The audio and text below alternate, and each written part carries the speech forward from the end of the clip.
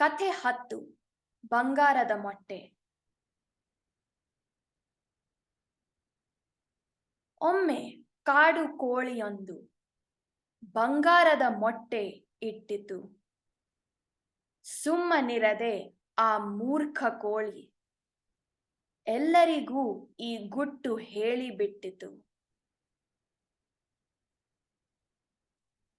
ಕೋಳಿಯ ಗುಟ್ಟು ಕೇಳಿದ ಪ್ರಾಣಿಗಳು ಕೋಳಿಗೆ ಹುಚ್ಚು ಎಂದವು. ಮೊಲ, ಮಂಗ, ಕಾಗೆ, ಇಲಿಗಳು ಕೋಳಿಯ ಮೊಟ್ಟೆ ನೋಡಲು ಬಂದವು.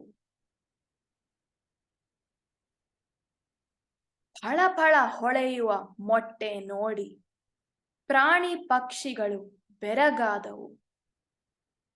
ಎಲ್ಲವೂ ಮೊಟ್ಟೆಯನ್ನೆತ್ತಿಕೊಂಡು ಕಾಡಿನ ರಾಜನ ಗುಹೆಗೆ ಹೋದವು.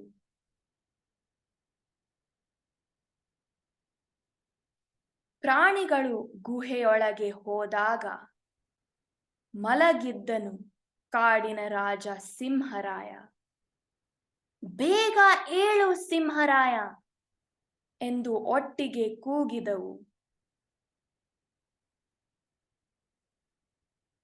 ಅರ್ಧ ನಿದ್ದೆಯಿಂದ ಎದ್ದ ಸಿಂಹರಾಯ ಸಿಟ್ಟಿನಿಂದ ಘರ್ಜಿಸಿದ ಜೋರಾಗಿ, ಯಾರು ನನ್ನ ನಿದ್ದೆ ಕೆಡಿಸಿದವರು, ಅವರನ್ನೆಲ್ಲ ತಿಂದು ಬಿಡುವೆ ಸಾಲಾಗಿ.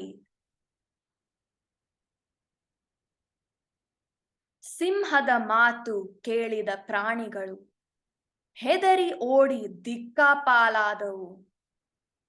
ನೆಲಕ್ಕೆ ಬಿದ್ದಿತು ಮೊಟ್ಟೆ ಜೋರಾಗಿ. ಬಂಗಾರದ ಮೊಟ್ಟೆ ಒಡೆಯಿತು ಚೂರು ಚೂರಾಗಿ.